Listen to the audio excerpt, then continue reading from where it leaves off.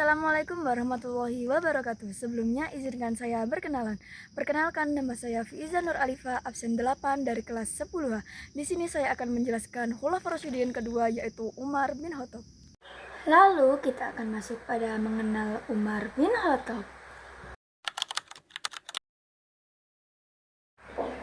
Umar bin Khattab berasal dari suku Bani Adi, salah satu suku yang dihormati di kalangan bangsa Arab. Nama lengkap beliau adalah Umar bin Khattab bin Nufail. Ia lahir sekitar tahun 584 Masehi dan usianya lebih muda sekitar 13 tahun dari Nabi Muhammad. Sejak kecil, Umar dikenal sebagai orang yang memiliki sifat tegas dan disiplin. Hal ini dikarenakan didikan keluarganya yang keras. Walaupun begitu, Umar juga dikenal sebagai orang yang cerdas dan pandai berbicara. Karena kepandaiannya dalam berbicara, ia sering dipercaya oleh kaum Quraisy untuk menjadi utusan dalam perundingan dengan suku lain. Umar juga dikenal sebagai pemuda yang berani, kuat, dan memiliki pendirian yang teguh. Awalnya Umar termasuk orang yang menentang Islam, namun pada tahun 616 Masehi, ia akhirnya memeluk agama Islam. Masuknya Umar ke dalam Islam membuat umat Islam menjadi lebih kuat. Karena keberanian dan ketegasannya dalam membela kebenaran, Rasulullah memberi Umar gelar Al-Faruq, yang artinya orang-orang yang dapat membedakan antara yang benar dan yang salah. Dalam kehidupan sekarang, sifat Umar ini bisa menjadi contoh bagi kita untuk berani membela kebenaran. Misalnya ketika melihat teman dibuli atau diperlakukan tidak adil, kita harus berani membantu dan membela yang benar. Lalu kita akan masuk pada Umar menjadi khalifah. Setelah khalifah pertama yaitu Abu Bakar As-Siddiq jatuh sakit, beliau berdiskusi dengan para sahabat tentang siapa yang pantas menggantikannya.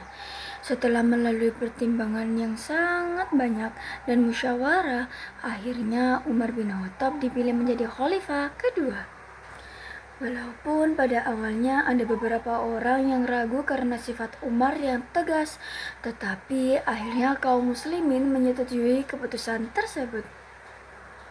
Setelah resmi menjadi khalifah, Umar menyampaikan pidato kepada umat Islam.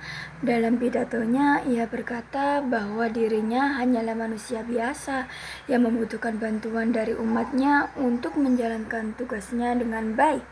Hal ini menunjukkan bahwa Umar adalah pemimpin yang rendah hati dan tidak merasa dirinya yang paling hebat. Contoh dalam kehidupan sehari-hari adalah ketika kita menjadi ketua kelas atau ketua kelompok. Seorang pemimpin tidak boleh merasa paling benar, tetapi harus mau menerima saran dari orang lain. Lalu kita akan masuk pada kebijakan Umar bin Khattab. Saat Umar menjadi khalifah, banyak perubahan besar terjadi pada pemerintahan Islam. Salah satu hal yang paling terkenal adalah perluasan wilayah dakwah Islam. Pada masa Umar, wilayah Islam meluas sampai Suriah, Persia, dan Mesir. Perluasan ini membuat Islam dikenal oleh banyak bangsa di berbagai daerah. Selain itu, Umar juga membuat berbagai kebijakan penting dalam pemerintahan dan ekonomi. Contohnya, membentuk Baitul Mal, yaitu tempat penyimpanan harta negara. Yang kedua, membentuk jawatan pos untuk menyampaikan berita dari pusat pemerintahan ke daerah. Yang ketiga, memperbaiki jalan umum agar memudahkan perjalanan perdagangan dan masyarakat. Yang keempat, membentuk lembaga untuk membantu anak yatim. Yang kelima, memperbaiki masjid seperti Masjid Nabawi dan Masjidil Haram.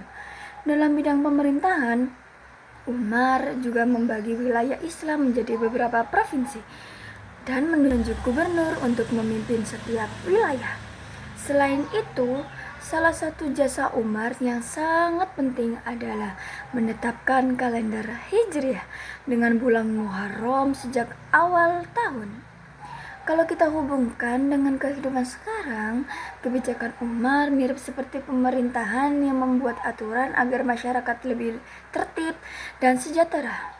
Misalnya pembangunan jalan, sistem pemerintahan, atau bantuan sosial kepada masyarakat yang membutuhkan. Lalu kita akan masuk pada akhir hayat Umar bin Khattab. Pada suatu hari ketika Umar sedang melaksanakan sholat subuh, ia diserang oleh seseorang yang bernama Abu Lu'lu'ah Fairuz yang merasa dendam terhadap umat Islam. Akibat serangan tersebut, Umar mengalami luka yang sangat parah. Beberapa hari kemudian, Umar wafat pada tahun 644 Masehi dalam usia sekitar 63 tahun. Sebelum meninggal, Umar tidak langsung menunjukkan satu pengganti. Ia justru membentuk sebuah kelompok yang terdiri dari 6 sahabat untuk memilih khalifah berikutnya. Hal ini menunjukkan bahwa Umar ingin keputusan kepemimpinan tetap dilakukan secara musyawarah. Kesimpulan yang dapat diambil dari kisah Umar bin Khattab, kita bisa belajar banyak hal seperti keberanian, ketegasan, keadilan, dan tanggung jawab dalam memimpin. Dalam kehidupan sehari-hari, sifat Umar bisa kita contoh, misalnya dalam bersikap jujur, berani membela kebenaran, disiplin, dan peduli terhadap orang lain. Sekian dari saya, mohon maaf jika ada kurang dan salah kata. Wassalamualaikum warahmatullahi wabarakatuh.